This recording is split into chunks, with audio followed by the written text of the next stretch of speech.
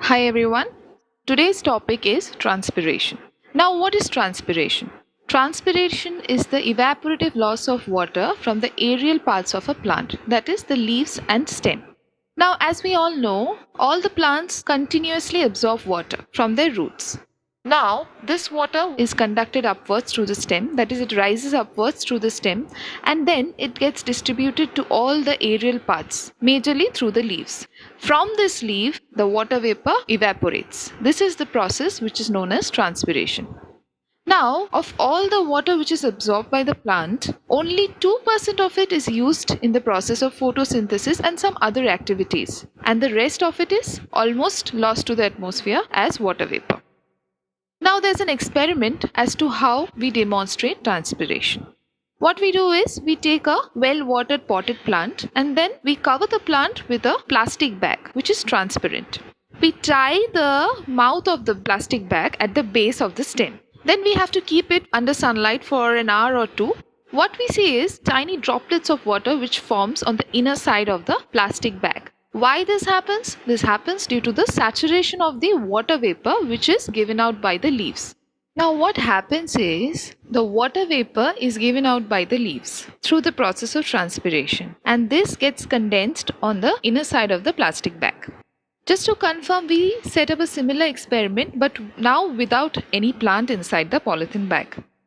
After keeping it under sunlight for some time, what we see is there is no water droplets. So this is a control for this type of experiment, and it shows that plants transpire water in the form of vapor. Next, we come to the measurement of transpiration. Now, there are a number of methods for measuring transpiration. Out of these, there are two main important methods. One is weighing method and the other is the potometer method. Now we come to the weighing method. In the weighing method, we take a small lightweight potted plant with its root intact and then we place it in a glass bottle with a graduated side tube, as you can see in the picture. This glass bottle has been filled with water and the plant has been placed inside. Now, after some time, we see that the water level in the side tube falls. This shows that there is loss of water through transpiration from the leaves. That is, the water has been absorbed by the roots and it has travelled upwards to the leaves and the water has evaporated by the process of transpiration. And therefore, the level in the graduated side tube falls. The second method is the potometer method. What is a potometer? A potometer is a device that measures the rate of water intake by a plant. Now, this water intake is actually equal to the water which is lost through the leaves by the process of transpiration. There is a setup known as Gannung's potometer. In this setup, what is being done is a twig of any plant, for example, coleus plant, is cut with a knife and is fixed in an apparatus as shown in the figure above. You can see that twig is placed at the right side of the column. Now, the entire apparatus as seen in the figure is filled with water in such a way that there is no air space present. Next, what is done is an air bubble is introduced in the horizontal graduated tube. This tube is seen to be dipped in a beaker which has colored water. You can also see a scale over the capillary tube which gives the measure of how the air bubble or how much the air bubble is moving during the process of transpiration. Now, after keeping the plant under sunlight for some time, the water will be lost from the twig. While doing so, a suction force will be set up which will pull the water from the beaker. And you can see that the bubble which has been introduced in the setup will move along. The readings on the scale on the capillary tube will then give you the volume which is lost in a given time. So this shows that water vapor is lost by the process of transpiration by the plant. Kinds of transpiration. Now, transpiration from the aerial parts of a plant occurs from three different regions. Stomatal transpiration from the leaves through the stomata, cuticular transpiration directly from the surface of the leaves and stems, and lenticular transpiration from the lenticels or minute openings on the surface of the old stems. The major part of transpiration takes place through stomata, that is stomatal transpiration. The other two types of transpiration are very little. We come to the major kind of transpiration, that is stomatal transpiration. Stomata are minute openings which are present in the epidermal layer of leaves and a stoma is surrounded by two bean-shaped guard cells as shown in the figure. Basically, in stomatal transpiration, the water vapor that is formed escapes through the stomata which is present in the leaf. Now, as we all know, the roots absorb water from the soil. It rises up through the stem and ultimately reaches the tissues of the leaves. Now, there are a number of layers of tissues present in the leaves. A large number of spongy mesophyll cells which are present in the leaves have their surfaces exposed to the intercellular spaces, and these surfaces give out some amount of water as a thin film. The water from this film then evaporates and water vapor is formed which saturates the air in the intercellular spaces. This water vapor then diffuses in the adjoining or interconnecting intercellular spaces, and ultimately it reaches the substomatal space, and from here it escapes through the stomata.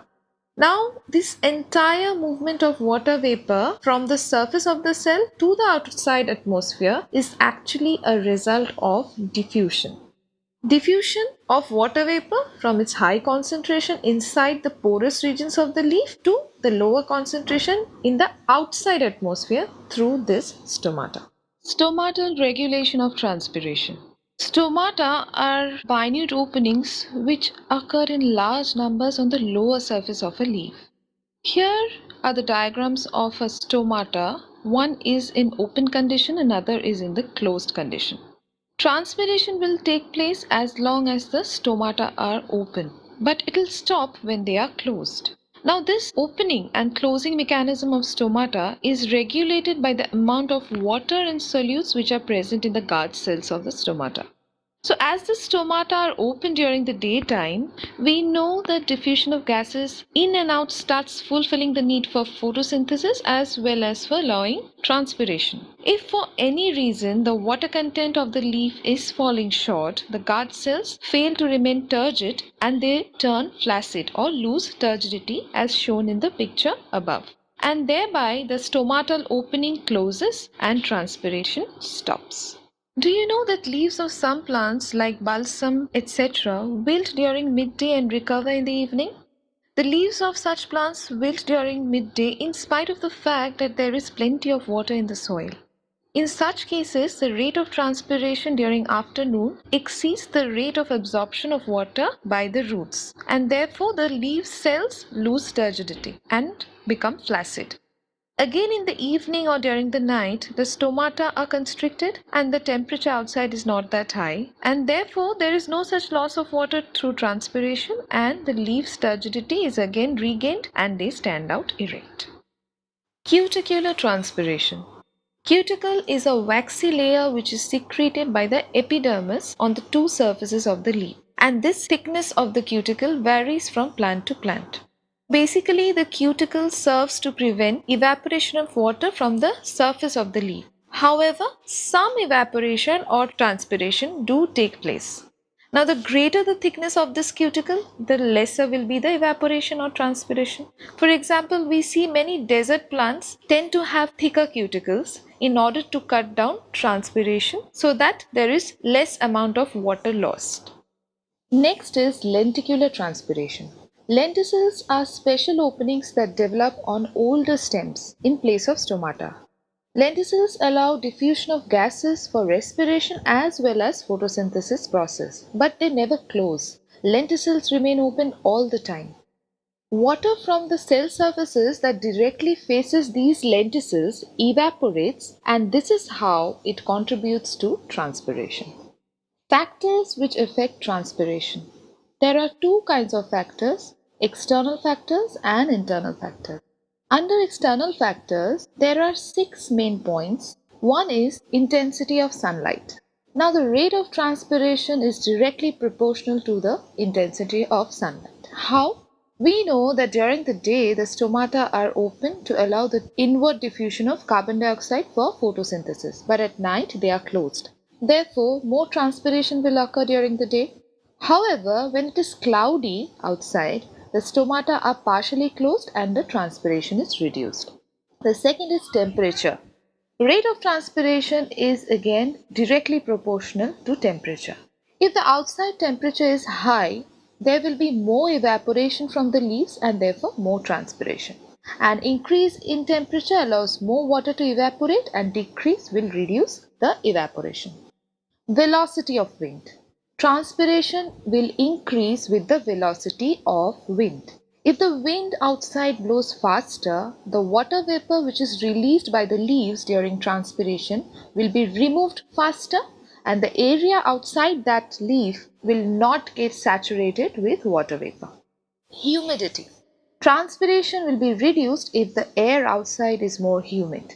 High humidity in the air will reduce the rate of outward diffusion of the internal water vapor across the stomata and therefore will reduce the rate of transpiration. Next is carbon dioxide. Rate of transpiration is indirectly proportional to the amount of carbon dioxide. Increase in the carbon dioxide level in the outside air will cause stomatal closure and will result in the decrease of transpiration. And the last external factor is atmospheric pressure. The rate of transpiration will increase with the decrease in atmospheric pressure.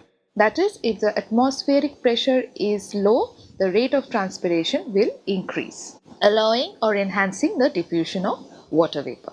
As for the internal factor which affects transpiration, it is the water content of the leaves. If the water content of the leaves decreases due to insufficient absorption of water by the roots, the leaves wilt and the transpiration is reduced. Such reduction in transpiration is indirectly due to the closure of stomata. Nature has made plants in such a way so that it can adapt to reduce excessive transpiration. Many plants, and especially those which grow in a dry climate, have evolved a variety of permanent adaptations to reduce transpiration. Some of these adaptations are sunken stomata, that is, the stomata may be sunken or covered by hair. For example, in Nerium. Fewer stomata, that is, the number of stomata may be reduced, or narrow leaves. Leaves may become narrower to reduce the surface area. Reduced exposed surfaces. In some cases, we may see leaves get wavy, rolled, or folded in order to reduce the exposed surface. Loss of leaves. In other cases, leaves may be dropped or may be totally absent or changed into spine, as we see in most cacti.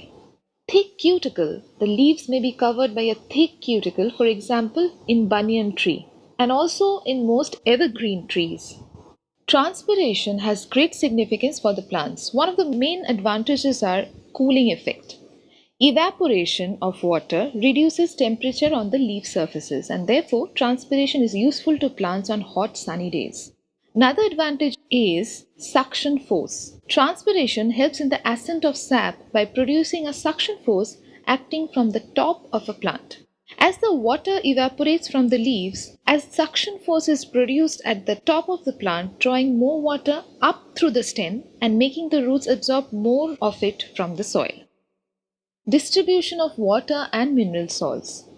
Since leaves are present at the tips of all the branches and twigs, transpiration from their surfaces tends to draw water towards them and thus helps in the distribution of water throughout the plant body. That is, when the water is traveling from the roots all the way up to the leaves, this water is getting distributed to other parts as well. Now, we know that transpiration is a price paid for photosynthesis. The stomata is open in the daytime for allowing carbon dioxide to diffuse in for photosynthesis. At the same time, water vapor escapes through the process of transpiration. This means that transpiration is incidental to photosynthesis.